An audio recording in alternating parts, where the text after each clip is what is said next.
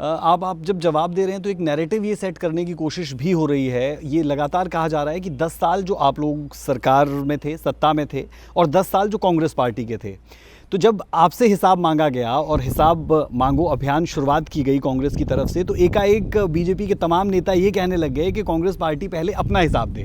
नहीं, देखिए ये तो बात जरूरी है। जो मेरे से हिसाब मांग रहा है उसने थोड़ा बहुत हिसाब अपना भी देना चाहिए ना।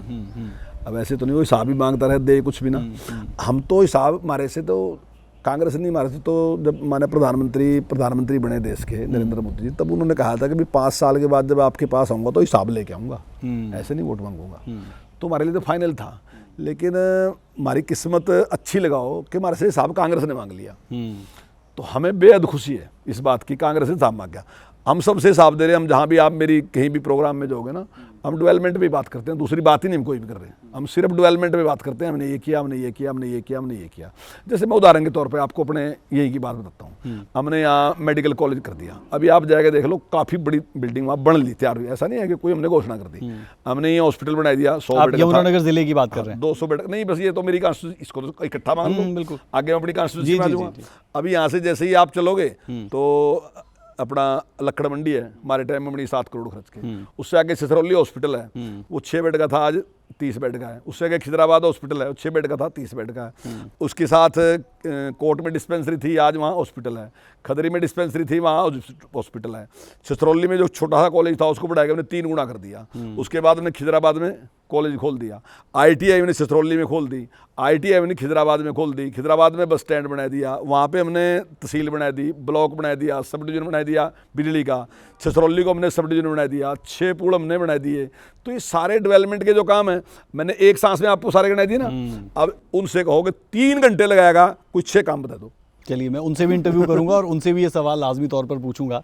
लेकिन आपने जैसे ही एक सांस में तमाम काम बताए, मुद्दा ये भी रहता है कि कभी कभी चुनाव जिताने के लिए वोट नहीं दिया जाता, कभी कभी चुनाव हराने के लिए भी वोट दिया जाता है। जनता की बात मैं कर रहा हूँ। 10 साल जब आपको सत्ता पर काबिज हुए हो जाते हैं, तो ये एक बड़ा चैलेंज रहता है कि क्या आप ये तमाम बातें जो आपने अभी अभी बताई लोगों को बता पाने में कामयाब हुए हैं। जब लोगों के बीच में जा रहे हैं तो कैसा रिस्पॉन्स मिल रहा है इन तमाम कामों के बेस पर? लग रहा है आपको कि दोबारा आप जीतने वाले हैं? देखिए, मुझे तो बिल्कुल लग रहा है कि जनता बिल्कुल पूरे तरीके से सेटिस्फाई। मैं अभी जब मैं आपके साथ बात कर रहा, इससे पहले मैं 7 जगह प्रोग्राम करके आया हूँ।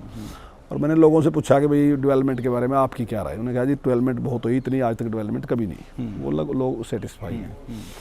जो हमारा काम करने का तरीका है, हमारे से पहले जो लोग थे वो जिस तरीके से करते थे, हम जिस तरीके से करते। मैं लगातार 10 साल से यहाँ लोगों के बीच में हूँ।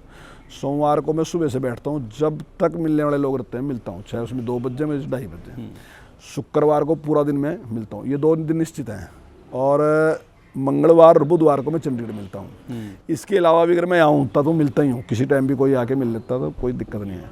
कोई आदमी ये नहीं कह सकता कि पिछले 10 साल में हमें इस बात का पता चला था कि कमरपाल तो रेस्ट हाउस में सो रहा था और वो मिला नहीं किसी से। कोई आदमी नहीं कह सकता, ये किसी कोई नहीं कहने का, आप सब कहेंगे यहाँ मिलता है कमरपाल।